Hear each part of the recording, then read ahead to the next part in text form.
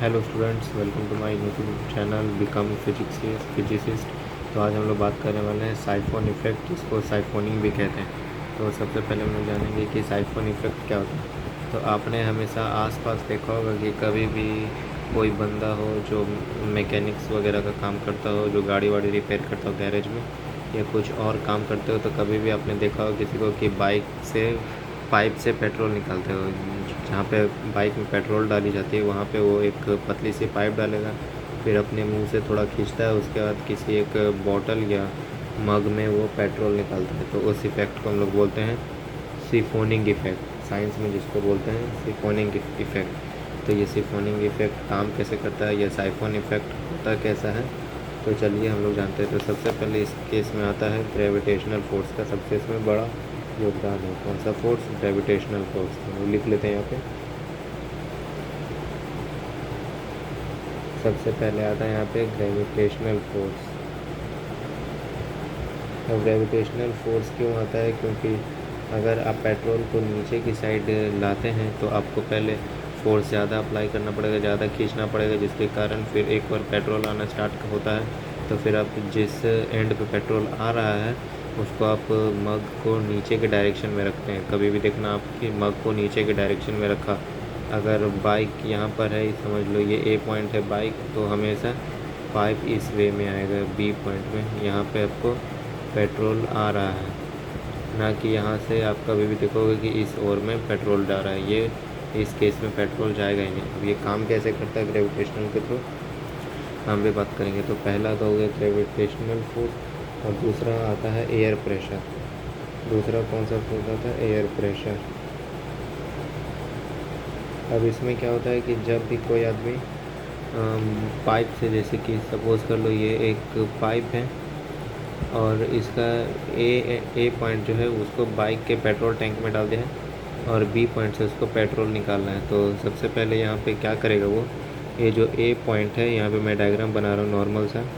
यहाँ पे जो ए पॉइंट है इसको उसने डिप कर दिया पेट्रोल के टैंक में, जहाँ से उसको पेट्रोल चाहिए, बाइक में या ड्रम में, जिस चीज़ में उसने रखा।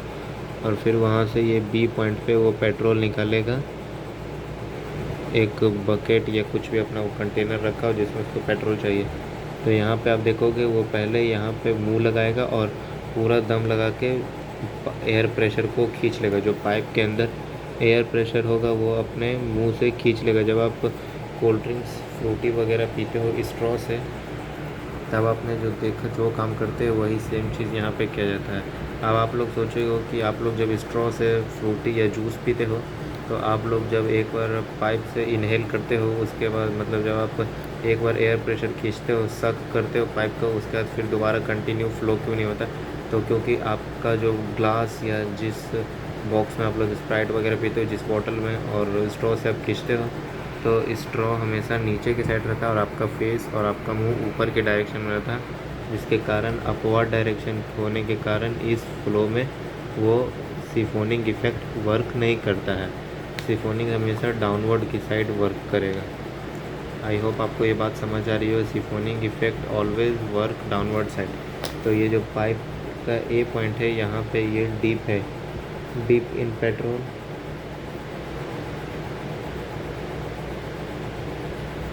एंड यहाँ पे है कंटेनर। कंटेनर अब यहाँ से पेट्रोल आ रहा है कंटेनर में, कैसे? यहाँ से पूरा इस वे में आ रहा है। और ये क्यों आ रहा है? Siphoning effect. अब ये हो क्यों रहा है? बी पॉइंट पर जो बंदा होगा वो यहाँ पे अपना मुंह लगाएगा और वो पूरा ज़ोर से इनहेल करेगा, सक करेगा पाइप को, मतलब पूरा वो दम लगा के खींचेगा। क्या खींचेगा? पाइप के अंदर मौजूद एयर प्रेशर को, जिसके कारण जब एयर प्रेशर निकल जाएगा उसका, तो पाइप में हवा एंटर नहीं करेगी, क्योंकि एक एंड पर, यहाँ पे जो ये ए एंड है, यहाँ पे पेट्रोल के एंड में वो डूबा हुआ होगा, डीप होगा।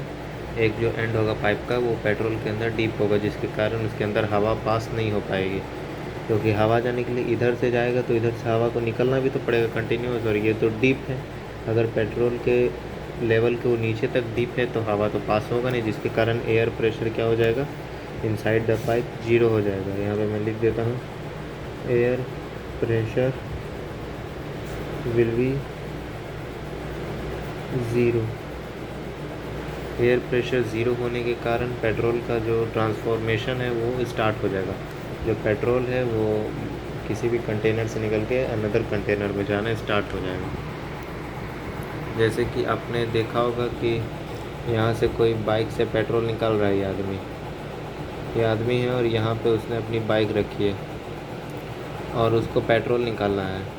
तो ये यहाँ से एक पाइप लगाएगा, यहाँ पे एक जग लेकर खड़ा होगा वहाँ तक, मतलब यहाँ से वो नीचे के डायरेक्शन में रखेगा। चलो मैं यहाँ पे बना रहा हूँ ये पेट्रोल निकालने की जगह, और यहाँ पर एक उसने कंटेनर रखा है। ये कंटेनर बना देता हूँ, मेरी डायग्राम उतनी अच्छी बन नहीं रही है और यहाँ पे मैं डायग्राम भी प्रॉपरली नहीं बना रहा हूँ। तो यहाँ पे वो पाइप से खींचेगा, जब वहाँ पे ये सक करेगा, पाइप को खींचेगा जोर से, तो एयर प्रेशर उसके अंदर से निकल जाएगा, एयर प्रेशर पूरा ख़त्म हो जाएगा, जिसके कारण से, और ये जो है यहाँ पर अगर पेट्रोल है तो वो पाइप को पूरा यहाँ तक डाल के रखेगा, जिसके कारण से पेट्रोल का फ़्लो स्टार्ट हो जाएगा और पेट्रोल कंटेनर में आने लगेगा। कब तक? जब तक वो पाइप को ये पूरा सीधा ना कर दे। अगर पाइप इस डायरेक्शन में रहेगा तो पेट्रोल का कंटिन्यूस फ़्लो होगा, लेकिन वो पाइप को अगर स्ट्रेट कर देगा तो जितना पेट्रोल होगा वो गिर जाएगा, उसका पेट्रोल का आना ख़त्म हो जाएगा। क्योंकि मैंने पहले ही बताया था कि ये जो है साइफोनिंग इफ़ेक्ट वो अपवर्ड डायरेक्शन में वर्क नहीं करता है, वो always work in downward direction. मतलब ये जो साइफोनिंग इफ़ेक्ट है वो हमेशा डाउनवर्ड डायरेक्शन में काम करता है। तो आई होप आपको ये बात समझ में आई होगी।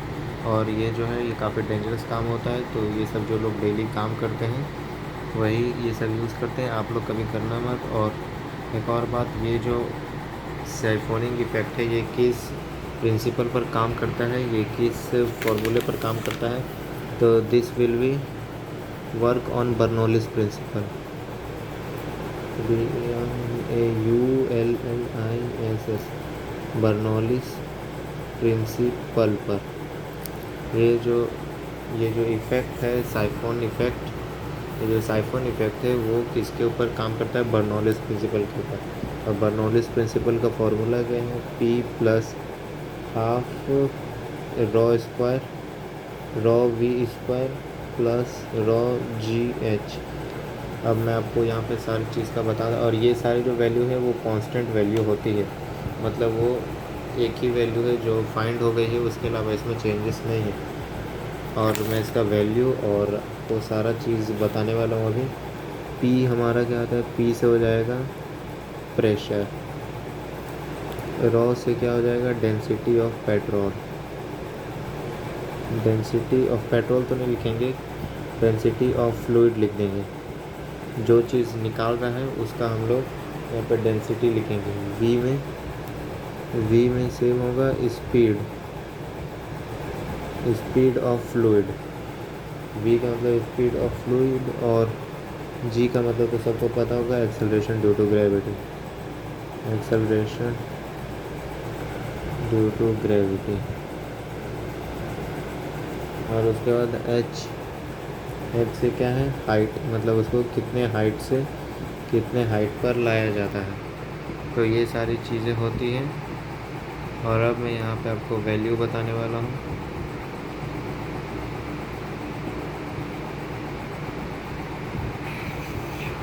तो सबसे पहले यहाँ पे हम लोग बात करेंगे स्मॉल g, यानी जो एक्सेलरेशन ड्यू टू ग्रेविटी, इसकी वैल्यू है, ये तो सबको पता है, 9.8 मीटर पर सेकेंड स्क्वायर।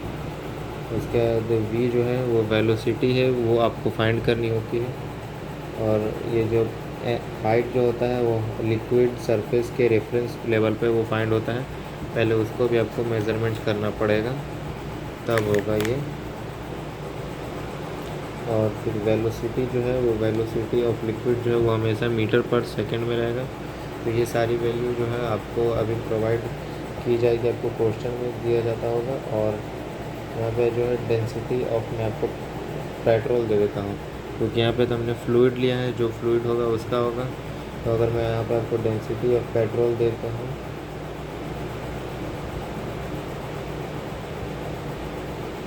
मैं भी थोड़ा रिमेंबर कर लेता हूँ, कंफर्म है या नहीं वो भी कर लेता हूँ। डेंसिटी ऑफ पेट्रोल जो होता है वो ऐसे होता है 700 किलोग्राम पर सॉरी यहाँ पे मैं नीचे लिखता हूँ। यहाँ पे जो है आपको जो फ्लूइड दिया रहेगा उसका आपको डेंसिटी लिखना पड़ेगा। जैसे आपको पेट्रोल का दिया तो पेट्रोल का लिखना है, वाटर दिया है तो वाटर का डेंसिटी लिखना है, और अगर आपको डीजल दिया है तो उसका डेंसिटी लिखना है, या कोई और फ्लूइड दिया है तो आपको उसका लिखना है।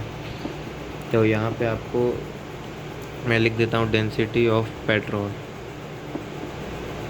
ये नहीं कि आपको हर जगह पे सेम ही चीज़ डाल देना है, क्योंकि मैं यहाँ पे डेंसिटी ऑफ पेट्रोल दे रहा हूँ यहाँ पे। तो डेंसिटी ऑफ पेट्रोल है 770 किलोग्राम पर मीटर क्यूब, और ये जो है अप्रॉक्स वैल्यू है, ये कंफर्म एक्यूरेट वैल्यू नहीं है, दिस इज़ अप्रॉक्स वैल्यू। यहाँ पे जो फिजिक्स में जितनी वैल्यू होती है वो सारी अप्रॉक्स में होती है, no one will be accurate. यहाँ पे जो 9.8 है, अगर आप इसको लैब में प्रैक्टिकल करोगे तो आपका 9.8 मीटर पर सेकंड स्क्वायर नहीं आएगा, डिफरेंस होगा। लेकिन ये सारी जो है अप्रॉक्स कर दी गई है, ये सब ऐसी वैल्यू है कि ये पूरी काम आ जाती है। तो आई होप आपको ये वीडियो समझ आया हो। समझ आया तो प्लीज़ लाइक करें, सब्सक्राइब करें चैनल को, वीडियो को लाइक करें और शेयर करें अपने दोस्तों के साथ ऐसे इंटरेस्टिंग टॉपिक्स के लिए। तो चलिए एक बार स्क्रीनशॉट ले लीजिए इसका। वैसे तो मैं अपलोड कर दूंगा ये वीडियो को, आप अच्छे से देख लेना।